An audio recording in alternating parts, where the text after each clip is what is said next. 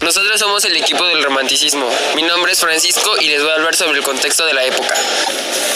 Mi nombre es Daniela y voy a presentar las características del romanticismo. Mi nombre es Iván y voy a hablar acerca de algunos de los autores más importantes de la época del romanticismo. Mi nombre es Sofía y voy a analizar una obra del romanticismo.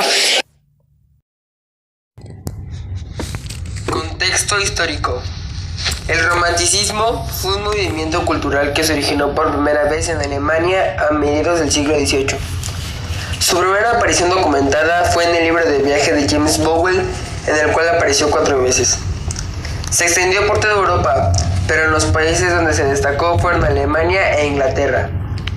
Surgió como una reacción al neoclasicismo y al racionalismo de la Ilustración, y fue una consecuencia de la gran revolución del pensamiento que se gestó a lo largo del siglo XVIII.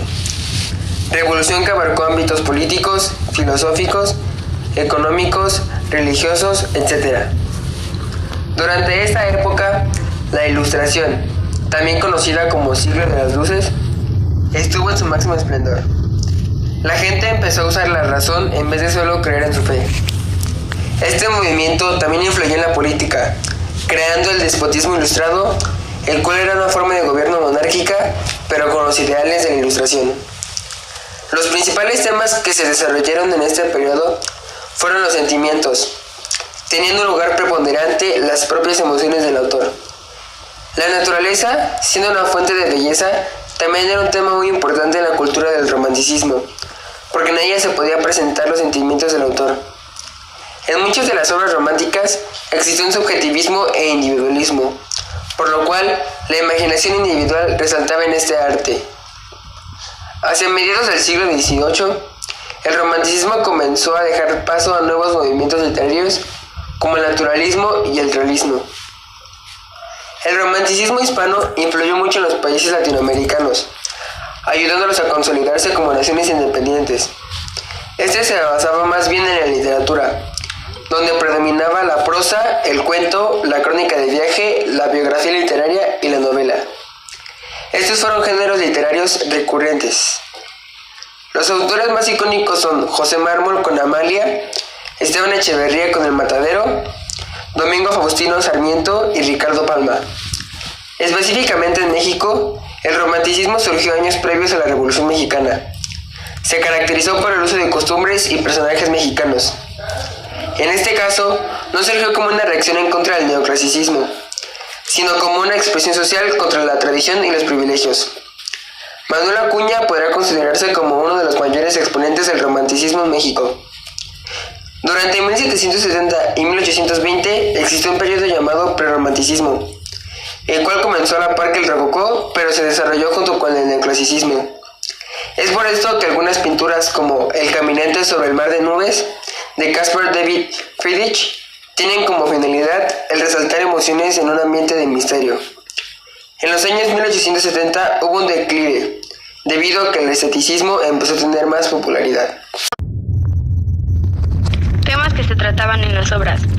Sentimientos y emociones eran los principales temas tratados en el romanticismo, ya que tenían la prioridad ante la lógica y los hechos.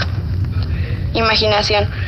Era la facultad más atesorada durante el periodo romanticista, ya que prevalecía sobre la razón. Inocencia y sabiduría de la infancia. La infancia era vista como la edad de oro. Los niños eran idealizados como una fuente de sabiduría. Nostalgia. El pasado es la clave del presente. Era una de las frases más empleadas por los románticos en la época del romanticismo. Las obras reflejaban nostalgia por el pasado o por lo que no pudo llegar a ser. Belleza. Mostraban la belleza de los individuos a través de las emociones y a través de la naturaleza. Los románticos tendían a pintar retratos, ya que decían que el ser humano era una de las bellezas más grandes del mundo. Individualismo. Era un sentimiento liberal. Naturaleza. Lo asociaban a sus estados de ánimo, se mostraban melancólicos, tristes, y pasa a ser proyectado como el estado de ánimo del autor en lugar de un marco. Colores que predominaban. El color era una de las características más importantes y únicas. Eran utilizados para transmitir emociones. Empleaban colores fuertes y contrastes muy marcados. Los cielos eran oscuros y nublados. El fondo era casi siempre negro o con sombras oscuras. El color negro y el blanco en el cielo expresaban el miedo hacia una suerte de peligro amenazante y desconocido.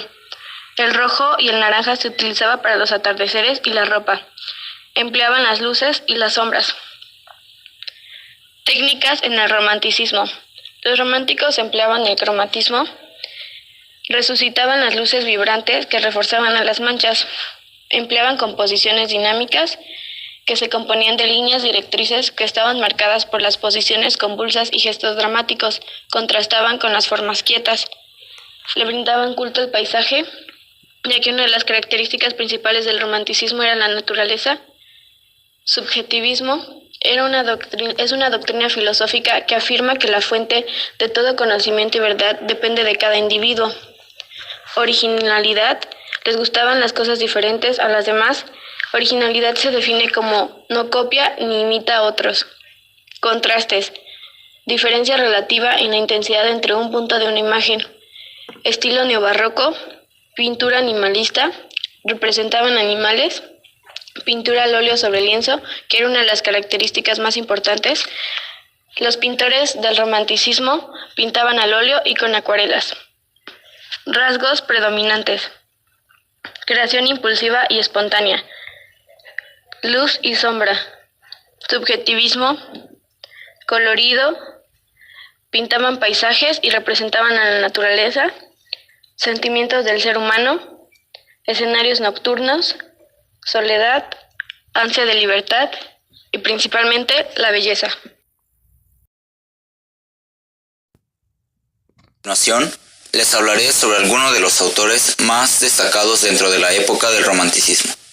Comencemos con Ludwig van Beethoven, mejor conocido como Beethoven. Fue un compositor alemán muy famoso. Nació en el poblado de Bonn, actualmente territorio alemán. Una de las obras que más caracterizó a este compositor fue la Quinta Sinfonía.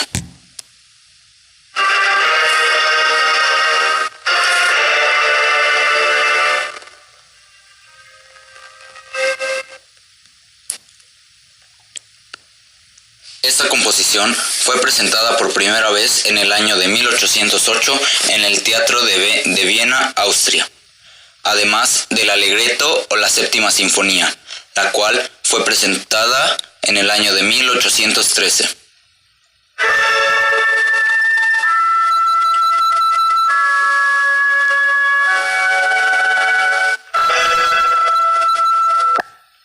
A continuación, Víctor Hugo. Él fue un poeta y novelista francés, considerado el máximo exponente del romanticismo en su país. Nació en Besançon, Francia, en el año de 1802.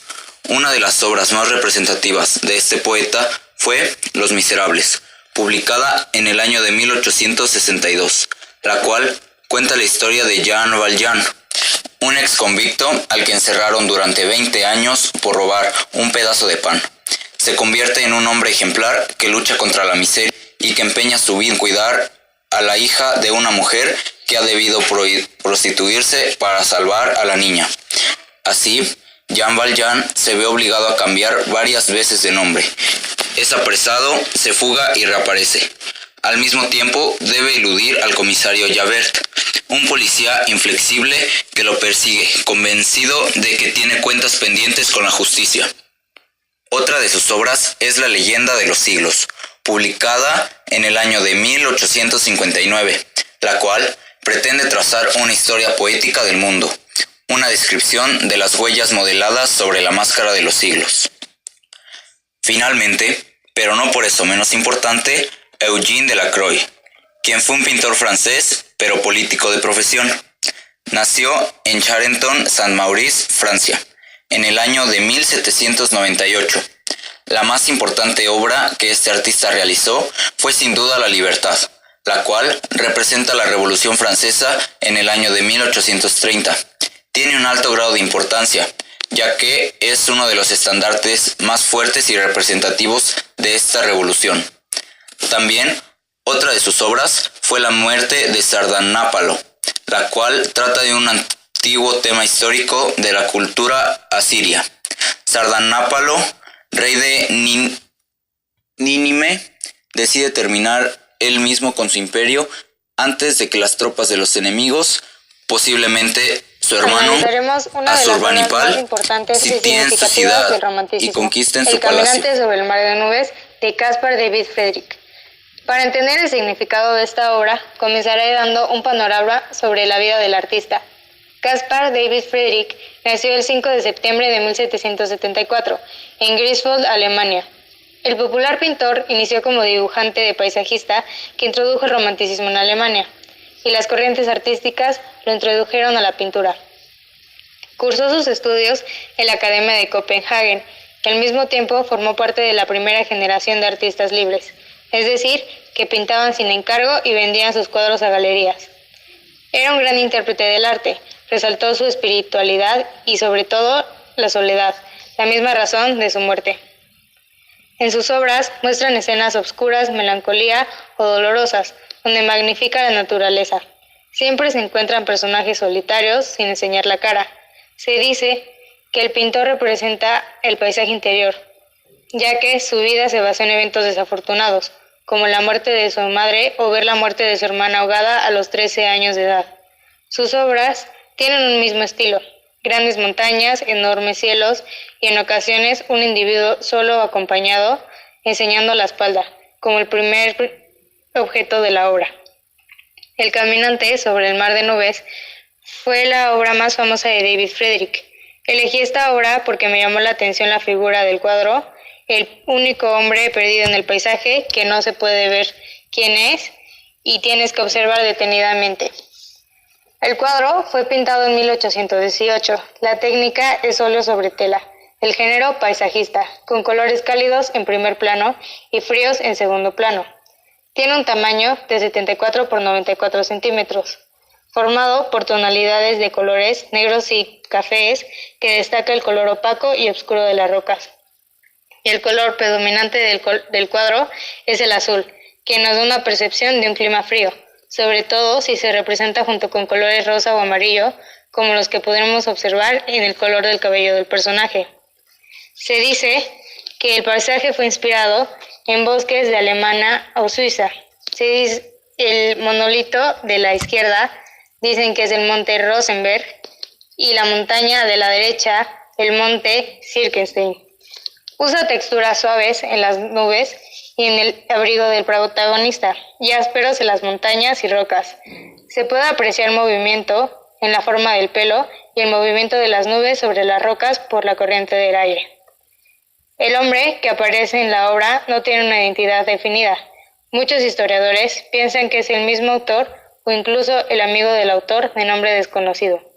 Lo que se sabe es lo que dice el título de la obra, que es un viajero. Este muestra un vestuario demasiado elegante que muestra que es alguien de alta sociedad. Se encuentra en una posición de dominación con las piernas inclinadas y es espectador a la naturaleza. Por otra parte, la interpretación religiosa dice que el viajero está en búsqueda de sí mismo y su espíritu. Incluso se ha llegado a denominar la obra como la conexión del hombre con Dios. El fondo demuestra del futuro y el primer plano el presente, por lo que se dice que el hombre está al final de su vida. Las rocas muestran la vida terrenal y las nubes la vida celestial, sobre todo el misterio de todo lo que no podemos ver. Concluyendo, es una obra llena de hipótesis y significados personales, que se denomina como el paradigma de la gran idea romántica.